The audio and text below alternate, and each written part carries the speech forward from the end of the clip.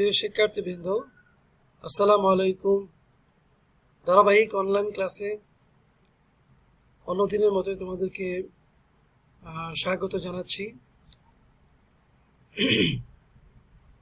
আমরা আজকেও তোমাদের বিশেষ করে যারা অনার্স ফার্স্ট ইয়ার থেকে ফোর্থ ইয়ার পর্যন্ত যেসব শিক্ষার্থী আছো, তোমাদের এই বিষয়টা কাজে লাগবে। বিশেষ করে যারা থার্ড ইয়ার ফোর্থ ইয়ার, এটা সরাসরি কাজে আসবে। তো আজকের বিষয়টা নন্দন তত্ত্বের উপরই, অর্থাৎ নন্দন তত্ত্বের যে বৈশিষ্ট্য নিয়ে আমরা আলোচনা করব। তার আগে ধারাবাহিকভাবে কতগুলো ইমেজ আমরা দেখব। ইমেজগুলো বৈশিষ্ট্যের সাথে প্রাসঙ্গিক এবং সংগতিপূর্ণ। আশা করি তোমরা মনোযোগ সহকারে এগুলো দেখার চেষ্টা করবে। তো আমরা দেখতে পাচ্ছি কদম ফুল, আষাঢ় মাস চলছে। তো আমরা এখানে এটা দেখার উদ্দেশ্য হলো, এক তো আষাঢ়ের মাসের সাথে মানে সামঞ্জস্যপূর্ণ একটি ফুল আমরা নিয়ে আসছি। শুধু দেখানোর জন্যই নিয়ে আসি নাই, এই ফুলটির যে বিন্যাস প্রকৃতিগতভাবে, তার যে সৌন্দর্যবোধ, তার যে সৌন্দর্য, তার যে শিল্পকর্ম, তার যে শিল্প, এই বিষয়টা, অর্থাৎ এটা কোনো প্রকৃতিগতভাবেই কিন্তু এটা প্রস্ফুটিত।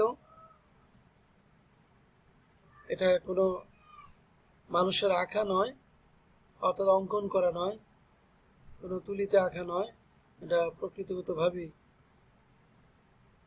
তার এইভাবে আছে। তো আমরা আরেকটা দেখি, গ্রাম বাংলার দৃশ্য। এটাও এখনকার সময়ের সাথে প্রাসঙ্গিক। আমরা দেখতে পাচ্ছি যে ফসলের মাঠ, ধান ক্ষেত, বর্ষাকাল, ডিঙ্গি নৌকার মধ্যে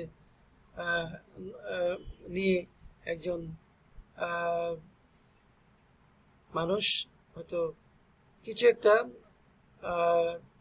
সংগ্রহ করছে। যাই হোক, আমরা গ্রামের চিত্র দেখতে পাচ্ছি, আকাশের চিত্র দেখতে পাচ্ছি। তো সব মিলিয়ে প্রকৃতির একটি সুন্দর একটি এখানে সংগতি আমরা দেখতে পাচ্ছি। এখানে যোগসূত্র আছে। আমরা দেখতে পাচ্ছি এখানে পারস্পরিক যে সংগতি, এখানে আমরা দেখতে পাচ্ছি যে প্রতিসাম্য, আমরা দেখতে পাচ্ছি অখণ্ডতা, আমরা দেখতে পাচ্ছি যে নিয়ম নীতির বিন্যাস।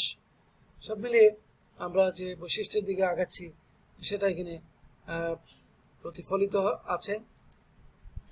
তারপর আমরা দেখতে পাচ্ছি সুন্দরবনের একটি অনুপম দৃশ্য, অপরূপ দৃশ্য।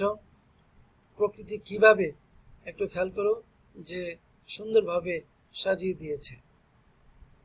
এটা কোনো মানুষ এই খালটি খনন করে নাই, প্রকৃতিগতভাবে এটা সৃষ্ট। সুন্দরবন আমাদের অনেক উপকারে আসে, সেই প্রসঙ্গে আমরা যাচ্ছি না। আমরা শুধু দেখব তার যে নান্দনিক বিন্যাস, তার যে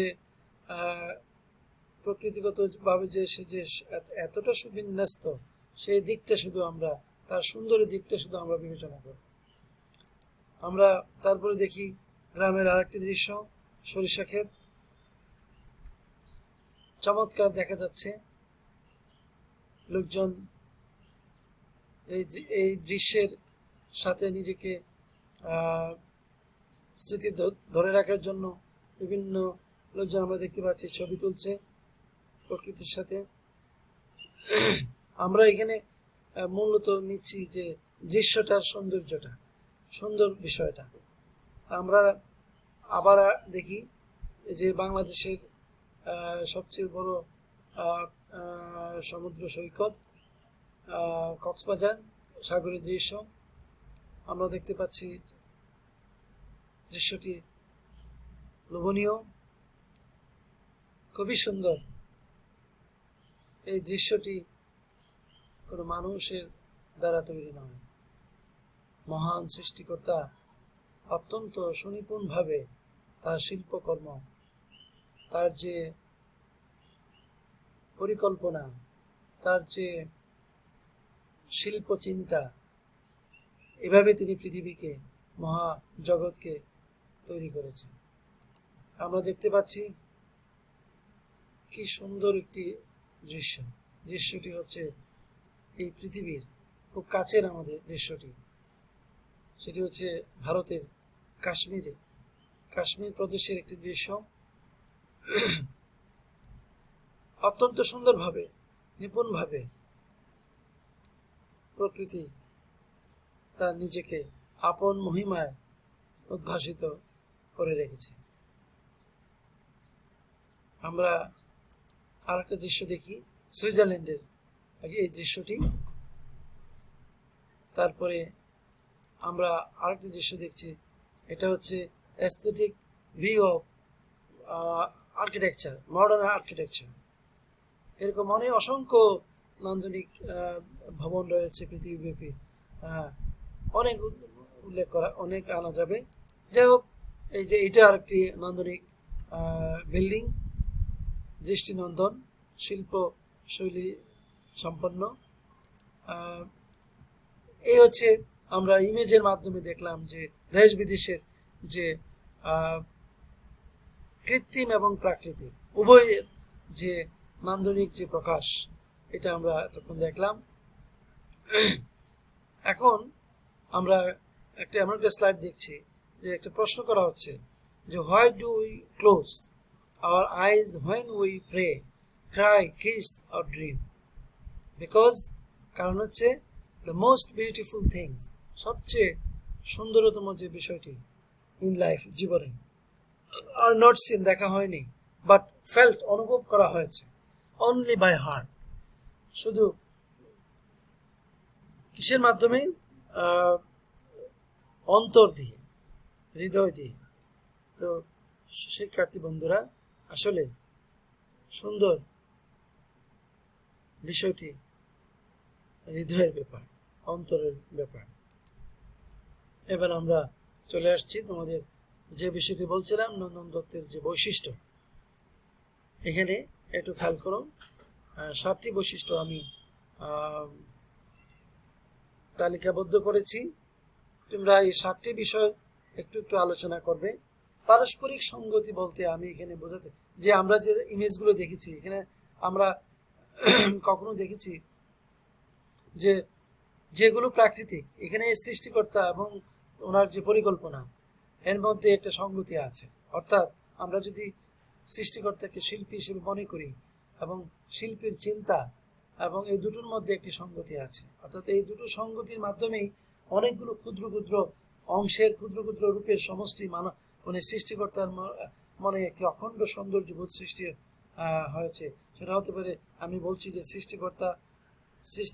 শিল্পী এখানে নিজেই সৃষ্টিকর্তা প্রাকৃতিক দৃশ্যের ক্ষেত্রে, আর কৃত্রিম দৃশ্যের ক্ষেত্রে যে শিল্পী শিল্পকর্মটা তৈরি করেন, শিল্পী এবং যে বস্তুটা বা চিন্তাটা, এই দুটোর মধ্যে একটা মানে পারস্পরিক সঙ্গতি বজায় থাকে। অর্থাৎ এখানে ছোট ছোট চিন্তা, ছোট ছোট পরিকল্পনা, অসংখ্য, একটি নয়, এগুলো মিলেই একটি অপরূপ, একটি অখণ্ড সৌন্দর্য সৃষ্টি হয়, এবং তা থেকে সৌন্দর্যবোধের সৃষ্টি হয়, এবং সন্তুষ্টির সৃষ্টি হয়, স্বস্তির সৃষ্টি হয়, আনন্দের সৃষ্টি হয়।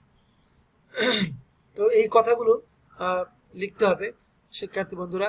পারস্পরিক সঙ্গতি বলতে শিল্পী ও শিল্পকর্মের বা শিল্পী ও শিল্পীর চিন্তার যে মিল, এটাকে বোঝানো হচ্ছে। তারপরে হচ্ছে সততা। যে কোনো শিল্পের সাথে সততা অপরিহার্য। সততা ব্যতীত সুন্দর অপ্রাসঙ্গিক, অকল্পনীয়। যে কোনো সৃষ্টিকর্মের পেছনে বা শিল্পী তার চিন্তায় বা পরিকল্পনায় এই বিষয়টা, অর্থাৎ অনিষ্টি থাকতে হবে। এই দুটো হচ্ছে অবিভাজ্য, এটাকে বিভাজন করা যায় না। এবং বলা হয় যে সংস্কৃতিতে যে সত্যম শিবম সুন্দরম, এবং এখানে একটা আরেকটা ছাড়া অপলাপ বা অথবা বলা যেতে পারে কৃত্রিমতা আরোপ চলে না। এই তিনটি একে অপরের সাথে অপরিহার্যভাবে একই সূত্রে গাঁথা। তাহলে আমরা দেখতে পাচ্ছি একটি শিল্পকর্মের পেছনে শিল্পী তার সততা, তার যে সুন্দর মন, তার যে মঙ্গল করার ইচ্ছা, এই তিনটি বিষয় একসাথে বিদ্যমান থাকে বা রাখতে হয়। তারপরে যে বৈশিষ্ট্যটা সেটা হচ্ছে প্রতিসাম্য। প্রতিসাম্য মানে সিমেট্রি। সিমেট্রি অর্থাৎ ক্ষুদ্র ক্ষুদ্র, আমরা আগে বলছিলাম পারস্পরিক সংগতির ক্ষেত্রে যে ছোট ছোট রূপগুলো যে অখণ্ড সৌন্দর্যবোধ সৃষ্টি করে, সেটি কিন্তু ক্ষুদ্র রূপগুলোকে গুলোর সমষ্টি মাত্র নয়, সেটি একটি নতুন মাত্রা, নতুন মানে নিউ ডাইমেনশন সৃষ্টি করে, এবং এটি একটি নতুন সৌন্দর্য বোধের দিকেও তাড়িত করে বা চালিত করে। অর্থাৎ আগে যেটা বলছিলাম যে ছোট ছোট ক্ষুদ্র ক্ষুদ্র রূপ নিয়ে একটি অখণ্ড অপরূপ সৃষ্টি হয়। তো এখানে এগুলো একটি সমষ্টি নয়, এগুলো সমষ্টি হয়ে একটি নতুন রূপ ধারণ হয়। এটি আবার নতুন আনন্দের নতুন মাত্রা যোগ করে, অর্থাৎ একটি নতুন সৌন্দর্য বোধের সৃষ্টি করে। এটি হচ্ছে এখানে প্রতিসাম্য, সিমেট্রি। আর 4 নম্বর হচ্ছে অখণ্ডতা বা অভিন্নতা বা বলা যেতে পারে দৃঢ়বদ্ধতা। এটা এখানে বিশেষ করে বাউমগার্টেন এই বিষয়টা বর্ণনা করতে যে বলছেন যে একেবারে ফেলনা জিনিসও সৌন্দর্যের বাইরে নয়। কাজে তিনি তবে এটা বলছেন যে অহেতুক কোনো কিছুর কলেবর সৌন্দর্য হানি ঘটায়, তবে উচ্ছ্বাস, অতিরঞ্জন এবং ভাগাম্বর ইত্যাদি সৌন্দর্যকে ভারাক্রান্ত করে, এমনকি বিকৃত করতে পারে। তবে তিনি মনে করেন যে একটি খারাপ জিনিসকেও ফেলনা মনে করার কোনো কারণ নেই। তিনি উচ্ছ্বাস, অতিরঞ্জন ইত্যাদিকেও নান্দনিক গুণ আছে বলে মনে করেন, কাজেই এগুলোকে পরিহার না করাই উচিত। এটা ওনার ব্যক্তিগত মতামত।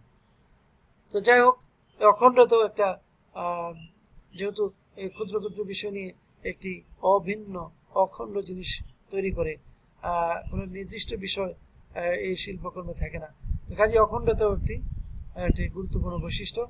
তারপরে হচ্ছে নিয়ম নীতি। হ্যাঁ, যে কোনো শিল্পকর্মের সৃষ্টিতে শিল্পী কতগুলো নিয়ম নীতি অনুসরণ করে থাকেন বা করেন।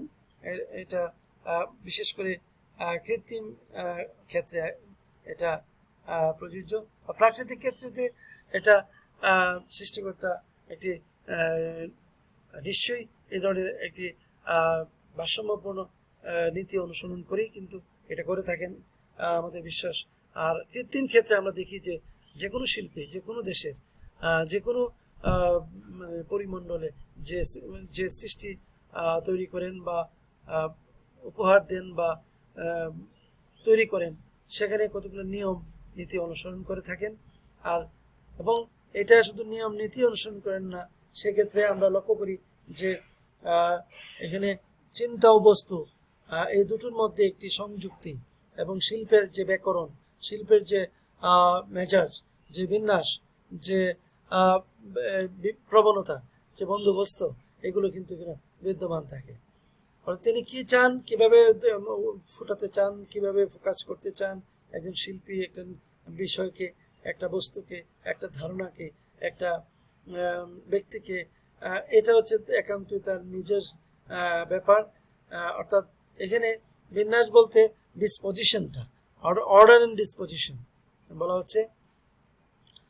এরপরে হচ্ছে যুগসূত্রের সংগতি। যুগসূত্রের সংগতি বলতে আমি আগে যেটা বলছি যে বস্তু শিল্পী ও শিল্পকর্মের বা শিল্প চিন্তার যে সংগতি, এটার মধ্যে একটি পারস্পরিক যুগসূত্র যেমন প্রয়োজন, সংগতিও তেমন প্রয়োজন।